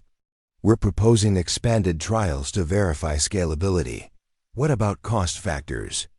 asked Dr. Torres. "Heritage bloodlines often command premium prices that might offset the genetic benefits you've demonstrated." "Excellent point," Miranda replied, advancing to her economic analysis slides. "Our cost-benefit analysis indicates that improved conception rates and reduced veterinary expenses offset initial genetic investment within 18 months. Long-term projections show significant profit advantages." The questions continued for 30 minutes, covering everything from veterinary protocols to market implications to regulatory considerations. Miranda answered each one with confidence and precision, drawing on months of preparation and genuine expertise. The most challenging question came from an industry executive in the back row. This approach requires significant expertise and resources to implement correctly. How do you envision smaller operations accessing these benefits? Miranda paused, recognizing this as both a criticism and an opportunity. That's precisely why. Partnerships like the one between my operation and the Triple S Ranch are crucial. By combining resources and expertise, we can develop scalable models that work for operations of various sizes. The presentation concluded to sustained applause, and Miranda felt a surge of relief mixed with exhilaration. She'd not only survived the scrutiny of industry experts, but had apparently impressed them with the quality of her work. As people filed out of the presentation room, Miranda was approached by a steady stream of attendees wanting to discuss her research in more detail. Venture capitalists inquired about investment opportunities, academic researchers proposed collaboration possibilities, and ranch managers asked about implementing similar programs.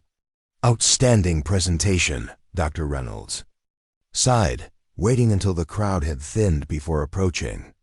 Your methodology is sound, your data is compelling, and your conclusions are well supported. This is the kind of innovation the industry needs.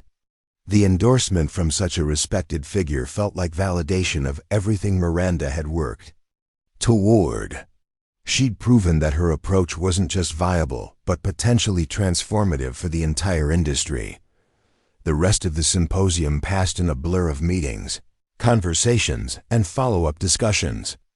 Miranda found herself at the center of attention in ways she'd never experienced, fielding inquiries from potential partners and collaborators from around the world.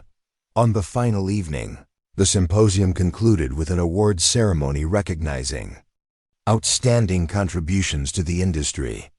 Miranda was stunned when her name was called as the recipient of the Young Innovator Award, an honor that came with both prestige and a substantial grant for continued research. This recognition belongs to everyone who believed in unconventional approaches to conventional problems, Miranda said during her acceptance speech. Innovation happens when we're brave enough to challenge assumptions and persistent enough to prove new possibilities. As she left the stage holding her award, Miranda caught sight of Garrett in the audience. His expression was one of pure pride and admiration, and she realized that sharing this moment with him made it infinitely more meaningful. The celebration continued at the hotel bar, where Miranda found herself surrounded by new colleagues and potential collaborators. The conversations were energizing but overwhelming, and she was grateful when Garrett appeared at her elbow with a glass of champagne and a gentle suggestion that they step outside for some air. How does it feel to be the most talked about person in Texas cattle genetics? He asked as they walked onto the hotel's terrace. Surreal, Miranda replied honestly. This morning I was terrified that I'd embarrass myself. Tonight I'm fielding offers from people I've only read about in industry publications. You've earned every bit of recognition you're receiving. Your work is groundbreaking, and your presentation was flawless. Miranda looked out over the Dallas skyline, trying to process everything that had happened. 3 days ago, she'd been a small-time rancher with big dreams and questionable prospects. Tonight, she was an award-winning innovator with opportunities she'd never imagined possible. This changes everything, she said quietly. Everything except what matters most, Garrett replied, stepping closer. Your success doesn't change how I feel about you or what I want our future to look like. Miranda turned to face him, seeing in his eyes the same mixture of professional respect and personal devotion that had been building between them for months. The symposium had proven that their partnership could succeed on a scale neither had originally envisioned, but it had also proven that their connection went far beyond business considerations. So what happens now? She asked. Now we go home and figure out how to build the future we've been working toward, Garrett replied. Together. As they stood on the terrace overlooking the city where Miranda's career had just been transformed, both understood that they were at a crossroads.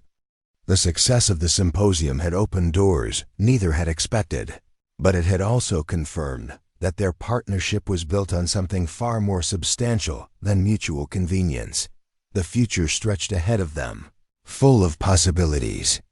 Neither could have imagined when they'd first faced off at a cattle auction that seemed like a lifetime ago. The drive back to Millfield from Dallas should have been a celebration, but Miranda found herself growing increasingly anxious as familiar landscapes replaced the urban skyline. The success of the symposium had been beyond her wildest dreams, but it had also created expectations and opportunities that felt overwhelming in the cold light of reality. "You've been quiet for the last 50 miles, Garrett observed as they passed the county line marker. "Having second thoughts about your sudden fame?" "Not second thoughts exactly," Miranda replied, watching the rolling pastures flash by. "More like wondering if I'm ready for everything that's about to change." The past 3 days had brought a flood of opportunities that would have seemed impossible just a week earlier. Investment offers, partnership proposals, speaking engagements, and research collaborations had poured in faster than Miranda could process them. Her email inbox contained messages from industry leaders around the world, and her phone had been ringing constantly with interview requests from agricultural publications. "Change can be managed," Garrett said. "We don't have to accept every opportunity that comes our way. We can choose the ones that align with our goals and politely decline the rest." The casual use of "we" and "our" wasn't lost on Miranda. Somewhere during the symposium, their partnership had evolved from a business arrangement into something that felt like a shared destiny. The question was whether she was ready to embrace that evolution, or if the sudden success had made her too cautious to take personal risks. They arrived at the Triple S Ranch to find Rosa Martinez waiting with updates on their operation. During their absence, 3 more calves had been born to Miranda's heifers, all healthy and showing excellent genetic markers. The practical success of their breeding program continued to validate the theoretical framework Miranda had presented in Dallas. "Dr. Walsh stopped by yesterday," Rosa reported as they toured the facilities. "She's impressed with the calving results and wants to discuss expanding the health monitoring program." Miranda felt a surge of satisfaction at the news. While she'd been winning awards and fielding offers from around the world, the real work of their operation had continued successfully without her direct oversight. It was proof that they'd built something sustainable and scalable. That evening, they met at Garrett's house to discuss their next steps. The dining room table was covered with printed emails, written notes from phone calls, and preliminary proposals from potential partners. The sheer volume of interest was staggering. The venture capital firm from Austin wants to invest $2 million for a 25% stake in an expanded operation, Garrett said, reviewing one of the proposals. They're projecting national scaling within 3 years. And the university consortium is offering a research partnership that would provide funding and graduate student support, Miranda added, studying another document, plus access to advanced genetic testing facilities. They worked through the proposals methodically, discussing the merits and drawbacks of each opportunity. Some offered immediate financial benefits, but required giving up significant control. Others provided resources for expansion, but came with restrictive research requirements. A few seemed almost too good to be true, which made them inherently suspicious. "The question isn't which opportunities are most attractive," Miranda said, after they'd reviewed everything. "The question is what we actually want to accomplish." Garrett looked up from the documents spread before him. "What do you mean?"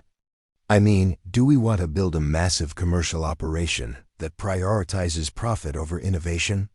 Do we want to become a research facility that prioritizes academic publication over practical application? Or do we want to stay true to the original vision that brought us together? The question forced them both to consider the fundamental purpose of their partnership. The success in Dallas had opened doors they'd never expected, but it had also created pressure to make decisions that could fundamentally change the nature of their work. "I got into this business because I love working with cattle and building something meaningful," Garrett said thoughtfully. "Money was never the primary motivation. And I wanted to prove that innovation could come from unexpected places," Miranda added. "That small operations with big ideas could compete with established players." "So what does that tell us about these offers?" Miranda studied the proposals with a fresh perspective. "It tells us that we shouldn't let success change our core values. We should choose opportunities that enhance what we're already doing, not replace it with something entirely different." The conversation continued late into the evening, and by the time they'd finished, they had a clear framework for evaluating future opportunities.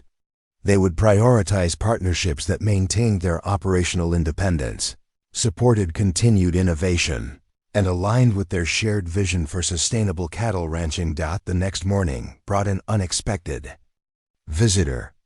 Marcus Webb arrived unannounced, but this time his demeanor was notably different from his previous confrontational visits. He seemed almost deferential as he approached Miranda and Garrett in the main barn.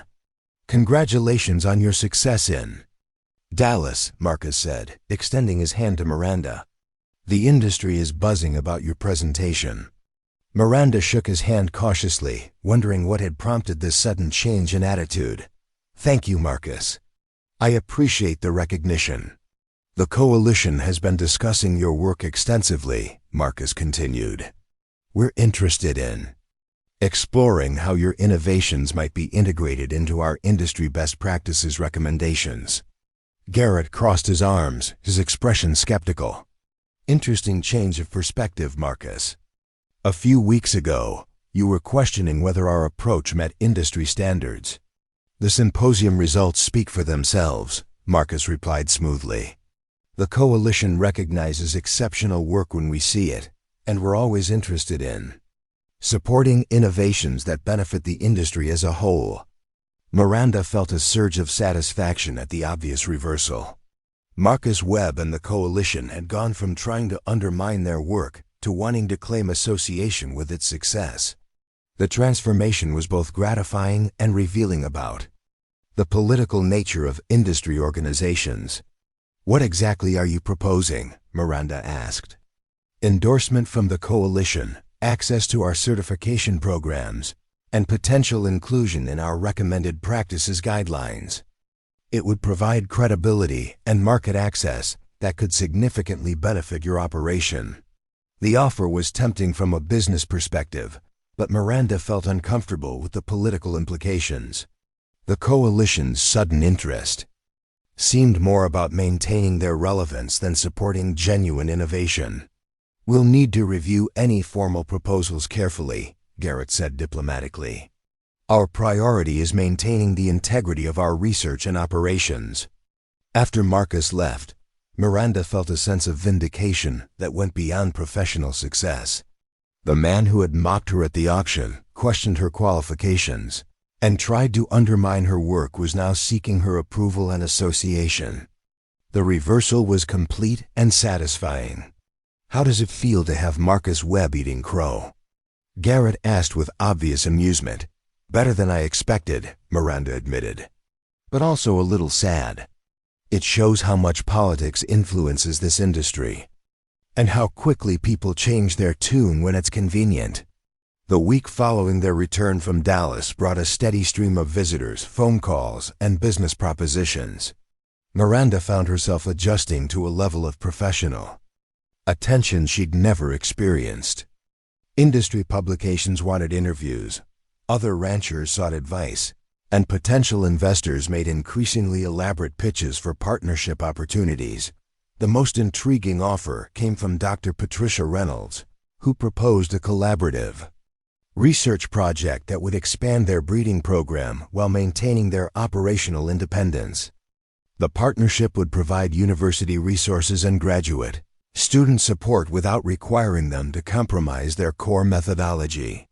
This could be perfect, Miranda told Garrett as they reviewed Dr. Reynolds' proposal. Academic credibility.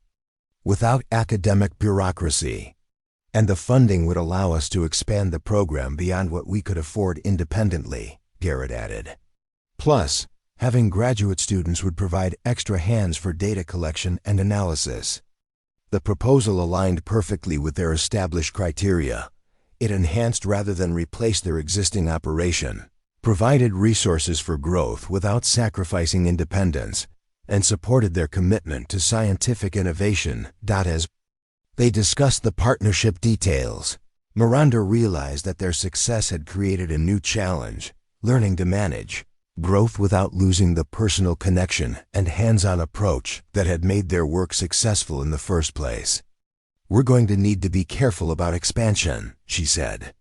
The moment we become too big to maintain direct involvement with every aspect of the operation, we risk losing what makes our approach special. Agreed.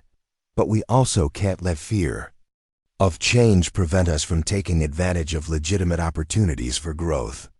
The balance between ambition and authenticity would become a recurring theme as they navigated their newfound success. Every decision required careful consideration of how it would affect not just their business prospects, but their core values and working relationship. That weekend, Miranda made a decision that surprised even her. She invited Garrett to her ranch for dinner, something she'd never done during their months of partnership. Her modest home and small operation seemed almost quaint after spending so much time at the sophisticated SSS facilities, but she wanted him to understand her roots and what she'd built independently. This is where it all started, she said as they walked through her original facilities. These aren't the most impressive barns you've ever seen, but they represent everything I've worked for. Garrett examined her setup with obvious respect, noting the careful attention to detail and practical solutions she'd implemented with limited resources. You've done incredible work here. The efficiency and thoughtfulness of your design is remarkable. Limited budgets force creative solutions, Miranda replied. I learned to make every dollar count because I didn't have the luxury of buying my way out of problems. That mindset is part of what makes our partnership so effective. You bring practicality and resourcefulness that complements the resources I can provide. As they prepared dinner together in Miranda's modest kitchen, the conversation turned to more personal topics. The professional success of recent weeks had created space for them to explore the relationship that had been developing alongside their business partnership. I've been thinking about what you said in Dallas, Miranda said as she seasoned their steaks, about the future and building something together. And I realized that somewhere along the way, this stopped being just about cattle and business success. It became about finding someone who shares my values and ambitions. Garrett moved closer, his expression becoming more serious. Are you saying what I think you're saying? I'm saying that I'm ready to explore what else we might be to each other, beyond business partners. The kiss that followed was different from their first one in his office. This time, there was no uncertainty, no hesitation, no practical concerns holding them back. It was a kiss between two people who had found in each other not just professional compatibility, but genuine emotional connection. I've been waiting for you to be ready, Garrett said when they finally broke apart. I needed to prove to myself that I could succeed independently before I committed to building something with someone else, Miranda replied. The symposium showed me that I'm capable of more than I ever imagined, but it also showed me that success means more when it's shared with someone you care about. They spent the evening talking about possibilities that went far beyond their current partnership. Marriage, family, expanding their operation into a legacy that could last for generations. The conversations that had once felt premature now seemed natural and inevitable. As Garrett prepared to leave that night, Miranda made another decision that would have seemed impossible just months earlier. Don't go, she said quietly. Stay here tonight. Stay with me. The invitation was about more than physical intimacy. It was about commitment, about choosing to build a future together, about accepting that their partnership had evolved into something deeper and more meaningful than either had originally envisioned. "Are you sure?" Garrett asked, understanding the significance of the moment. "I've never been more sure of anything in my life," Miranda replied, taking his hand and leading him back toward the house. As they crossed the threshold together, both understood that they were entering a new phase of their relationship. The business partnership that had begun with confrontation and evolved through collaboration was becoming something neither had planned, but both had secretly hoped for. A love story built on shared dreams, mutual respect, and the kind of deep compatibility that could last a lifetime. 6 months after the symposium, Miranda stood in the same livestock auction barn where everything had begun, but this time the circumstances were entirely different. She wasn't bidding on cattle. She was being honored as the keynote speaker for the annual Brazos County Cattlemen's Awards ceremony. The irony wasn't lost on her as she looked out at the packed crowd from the same podium where the auctioneer had once presided over her confrontation with Garrett. Tonight, she wore an elegant emerald green dress and a diamond engagement ring that caught the light every time she gestured toward her presentation slides. 18 months ago, I stood in this very building as an unknown rancher with big dreams and a small bank account, Miranda said, her voice carrying clearly through the sound system. I was mocked, dismissed, and told I didn't belong in this business. Tonight, I'm here to tell you that innovation doesn't require pedigree, and success doesn't require permission. The audience erupted in applause, and Miranda caught sight of Garrett in the front row, his expression radiating pride and love. Beside him sat Dr. Patricia Reynolds, Marcus Webb, and other industry leaders who had become allies and collaborators. In the expanded operation, they now ran together. The partnership between Chun Steel Genetics and the University of Texas has produced results that exceed even our most optimistic projections, Miranda continued. Our breeding program has achieved conception rates 15% above industry averages, reduced genetic disorders by 40%, and increased profitability by an average of 30% for participating ranchers. The numbers represented more than statistical success. They validated everything Miranda had believed about the potential for innovation in traditional industries. Their operation now served as a model for sustainable cattle ranching, with visitors from around the world coming to study their methods. But statistics don't tell the whole story, Miranda said, advancing to her final slides. The real success of any partnership lies in shared values, mutual respect, and the courage to take risks together. That's true whether you're talking about business partnerships or personal ones. She looked directly at Garrett as she spoke, and the smile that passed between them held the warmth of everything they'd built together. Their engagement had been announced 3 months earlier, but they decided to wait until after the current breeding season to plan their wedding. Which brings me to tonight's most important announcement, Miranda said, her voice taking on more personal tone. Garrett Steele and I are pleased to announce that Chun Steel Genetics will be expanding into a comprehensive agricultural education center, offering internships, workshops, and certification programs for the next generation of cattle ranchers. The audience responded with enthusiasm, understanding that this represented a commitment to the community that went far beyond profit motives. The education center would provide opportunities for young people to learn modern ranching techniques, while preserving traditional knowledge. After the presentation, Miranda was surrounded by well-wishers and potential collaborators, but she found herself thinking about the journey that had brought her to this moment. The scared young woman who had emptied her bank account for 20 head of cattle seemed like a different person, though Miranda knew that the same determination and passion still drove her daily decisions. "Penny for your thoughts," Garrett said, appearing at her elbow with 2 glasses of champagne. "Just thinking about how much has changed since the first time we stood in this building together," Miranda replied, accepting the champagne gratefully. Changed for the better, I hope.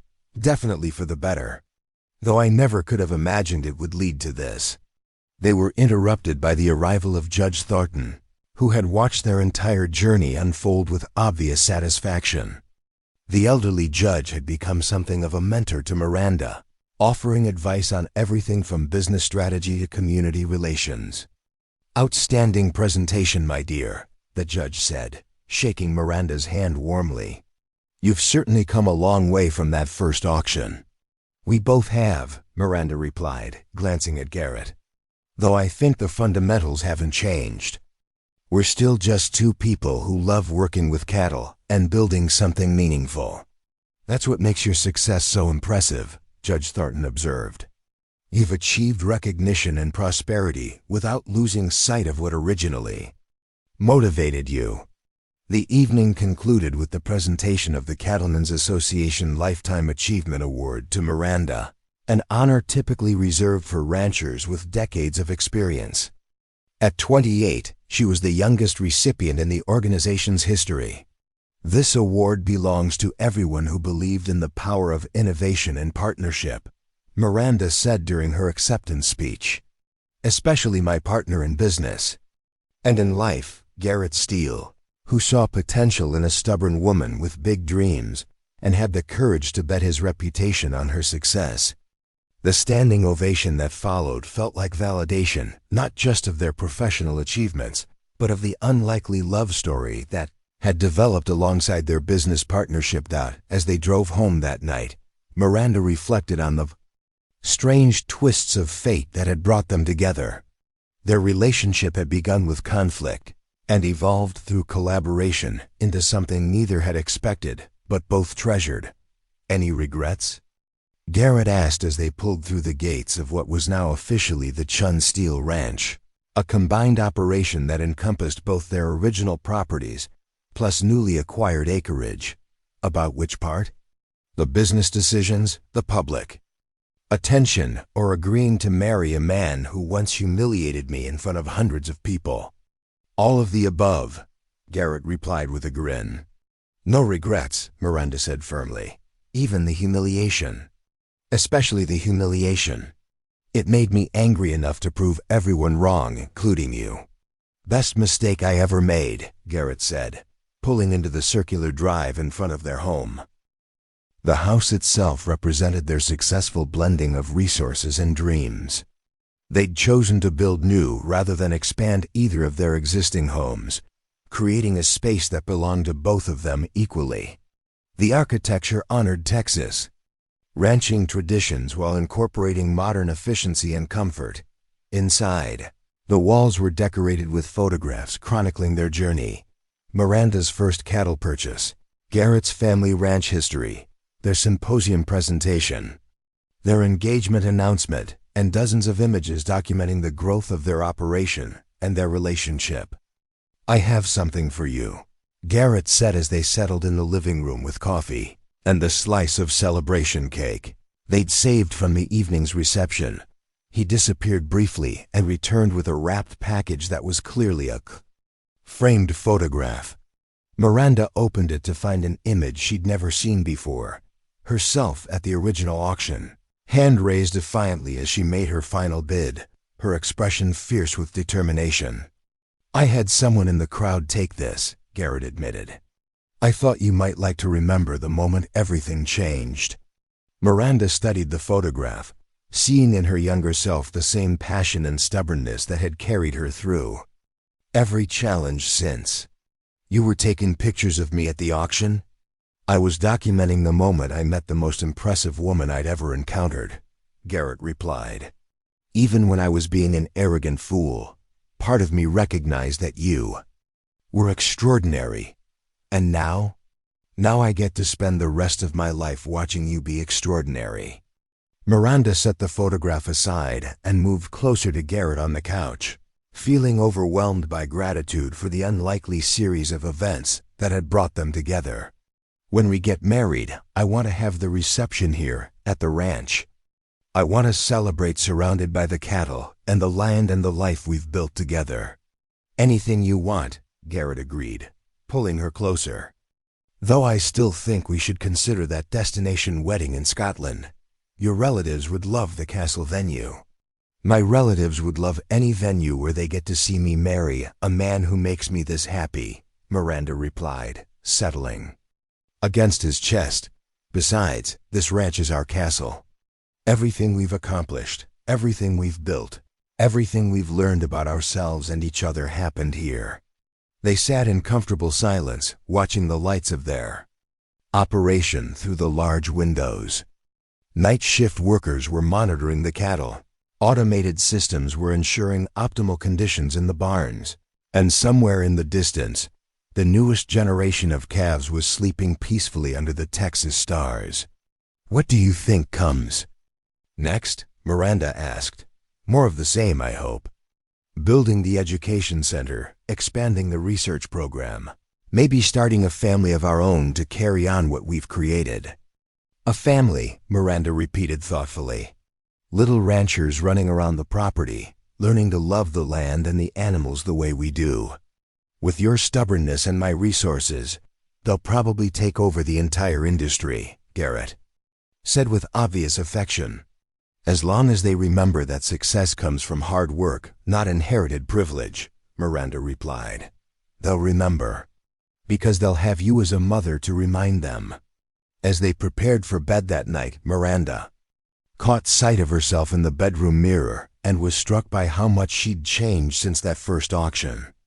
The woman looking back at her carried herself with confidence earned through achievement, wore clothes that reflected success rather than struggle, and had eyes that sparkled with contentment rather than desperate ambition.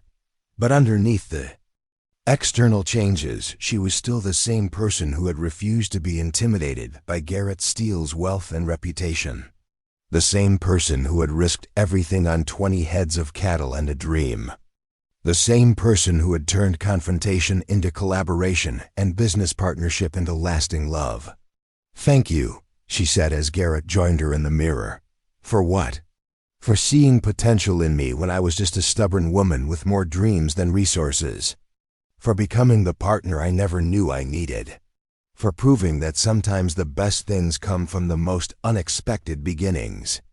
Garrett wrapped his arms around her from behind, and they stood together looking at their reflection, two people who had found in each other not just business success, but the kind of deep compatibility that made every achievement more meaningful when shared. The honor was all mine, Garrett said softly. You changed my life in ways I'm still discovering. Outside their window, the ranch continued its quiet nighttime operations, a testament to what two determined people could accomplish when they combined their strengths and supported each other's dreams. The woman who had once been mocked at a cattle auction was now an industry leader, award winner, and beloved partner, proving that respect must be earned, success must be worked for, and love often begins in the most unlikely circumstances. Cattle Baron and the determined dreamer had become equals, partners, and soulmates, building a legacy that honored both innovation and tradition while creating something entirely new and entirely their own. Up next, you've got two more standout stories right on your screen. If this one hits the mark, you won't want to pass these up. Just click and check them out. And don't forget to subscribe and turn on the notification bell so you don't miss any upload from us.